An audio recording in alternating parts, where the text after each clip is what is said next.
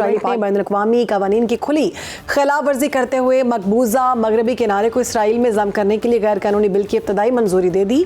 अरब media के मुताबिक 120 रुकनी parliament में महज एक वोट के फ़र्क से ये मुतनाज़ बिल मंजूर किया गया। माहिरीन के मुताबिक ये फैसला न सिर्फ मशरिक़ वस्ता में अमन की कोशिशों के मुँह पर तमाचा है, बल्कि दो रियासती हल को अमलन दफन करने की भी कोशिश है।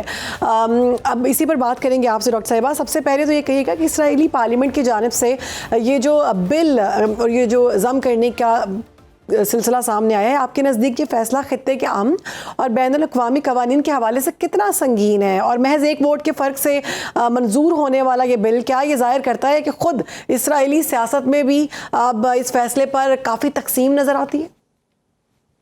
इस फैसले की कोई लीगल जस्टिफिकेशन नहीं है। जो इसराइली कनेसेट है उसकी इटसेल्फ इसराइल की स्टेट की कोई इंटरनेशनल लीगल जस्टिफिकेशन नहीं है, तो उसके फैसलों की क्या लीगल जस्टिफिकेशन नहीं है। Exactly. तो ये सिर्फ माइट और राइट वाली बात है, और ये ट्रंप के लिए उसकी क्रेडिबिलिटी पे बहुत बड़ा क्वेश्चन है कि आप एक इतना बड़ा जो है वो एक मेला लगाते हैं और एक पीस सो कॉल्ड वहां पे कहते हैं जी हम पीस लेकर आ रहे हैं, सिफारती नाकामी है ना, उसके दिनों और हफ्तों में आपके सामने ये हो रहा है। लेकिन बिहाइंड द सीन ये हो रहा है कि एक कनाया एक जगह है जो ऑक्युपायर्स हैं, जो इसराइल नाम लेके वहां पे बैठे हुए हैं, वहां पे पूरी की पूरी एक बटालियन जो है यूएस की रिसेंटली लैंड की है और उन्होंने अपनी वहां पे एक मिलिट्री बेस बनाई है। और ये भी सुनने में आ रहा है कि वो इसराइल का कंट्रोल भी अब काफी हद तक उनके हाथ में है। तो अभी चीजें जो जिस तरह से अनफोल्ड हो रही हैं उसमें ये है कि अगर ट्रंप को पीस नोबेल प्राइज हो तो चले एक तरफ हो गया, अगर वो इब्राहिम अकॉर्ड की तरफ भी जाना चाहते हैं तो इब्राहिम अकॉर्ड में जो इब्राहिमिक रिलीजन जितने उस गल्फ के कंट्रीज में है उनके लिए पॉलिटिकली ये सुसाइड हो जाएगा ऐसे किसी एग्रीमेंट पे साइन करना जिसके आखिर में फलस्तीन की रियासत नहीं है। अगर फलस्तीन की रियासत भी हो तो इब्राहिम अकॉर्ड जो है वो भी फंडामेंटली फ्लॉड है बेसिकली, वो अकॉर्ड भी, क्योंकि अगर उसको मुसलमान और ईसाई मानते हैं तो इब्राहिम अकॉर्ड बेसिकली ये कहता है कि जुडाइज्म जो है वो बेसिकली एक जो प्रीमियर रिलीजन है और बाकी जो है वो फिर हमारा तो ये है ना कि पुराने जो मज़ाहिब थे इब्राहिमिक वो रास्ते से भटक गए थे, हट गए थे। ईसाई भी यही कहते हैं, यहूदी वक्त के भटक गए थे। तो ये हमारे लिए फंडामेंटली हमारे फेथ को भी चैलेंज करेगा। हमारे पास इतना टाइम नहीं होगा कि इसको डिटेल में बात करें, लेकिन बात सिर्फ समझने की ये है कि अगर ट्रंप और उनके बेटे जेरेड कुशनर अपना इकोनॉमिक प्लान वहां पर और उनके तमाम उनके दोस्त अहबाब मिडल ईस्ट के अंदर पीस चाहते हैं और peace for the economic purpose, तो फिर इब्राहिम अकॉर्ड बहुत जरूरी है। और इब्राहिम अकॉर्ड के लिए गल्फ के कंट्रीज का ऑन बोर्ड होना जरूरी है। और वो चाहे कितना भी अपने आप को पावरफुल समझ लें या कितनी भी ताकतवर अपने आप को रिजीम्स बना लें, उनके लिए पॉलिटिकली ये बहुत मुश्किल हो जाएगा कि फलस्तीन नाम का एटलीस्ट कोई एक गांव वहां पे जरूर होना चाहिए। फलस्तीन नाम की कोई चीज होगी तो वो उसको मार्केट में बेच पाएंगे।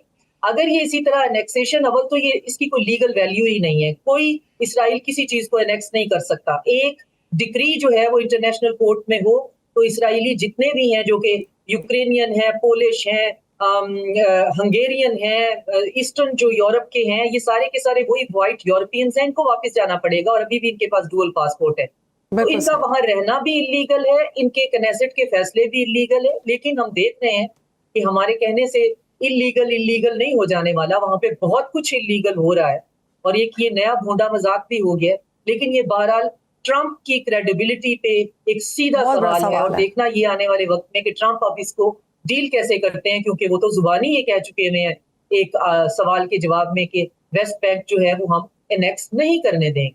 तो अब उनके पास क्या जवाब होगा। और ये देखने की बात है कि कौन इस ग्रेटर जो ग्रैंड चेस गेम है उसमें कितना कंप्रोमाइज है और कंप्रोमाइज की नोयत क्या है। क्या वो नोयत एप्स्टीन की ब्लैकमेलिंग टाइप है, क्या वो नोयत चार्ली कर्क की असैसिनेशन का खौफ की टाइप है, या मिरियम एडिल्सन टाइप के कैरेक्टर की $1 बिलियन की फंडिंग है। 3 तरह की ब्लैकमेलिंग होती है, पैसा होती है, आपकी अपनी पर्सनैलिटी अपनी जात की इज्जत की ब्लैकमेलिंग होती है, या मौत की होती है। तो ये तीनों का हमने रिसेंटली वहां पे देखा है कि ये तीनों वहां मौजूद हैं जो जायनिस्ट लॉबी है उनकी तरफ से। तो अब ये अगर ये सब कुछ हो रहा है जो कि हमें समझ भी नहीं आ रहा, तो डेफिनेटली ये फिर कुछ फैसले ऐसे करवाए जा रहे हैं। अब वो कौन उनमें से कैसे निकलता है, या फिर हमें जॉन एफ कैनेडी की तरह हम देखेंगे कि जो भी उसमें से निकलने की कोशिश करेगा उसको जान के लाले पड़ जाएंगे। लेकिन जो भी ये है, बिल्कुल, ये कबूकी थिएटर और थिएटर ऑफ अब्सर्ड है, और जो फनी नहीं है, जो नॉजिएटेड है, जो आपको क्रैम्प्स देता है, आपके स्टमक में बटरफ्लाइज हैं, ये थिएटर ऑफ हॉरर है। लेकिन समझ में अभी फिलहाल जो है, अगर लीगली देखें तो इसमें से किसी भी बेला कोस्ट बयान की कोई, ये सब बंकर है, इसकी कोई अहमियत ही नहीं अहमियत ही नहीं है। है। और अगर आप इलीगली देखें तो जिसके हाथ में डंडा है वो हाँक रहा है, जिस जहां भी वो हाँक सकता है।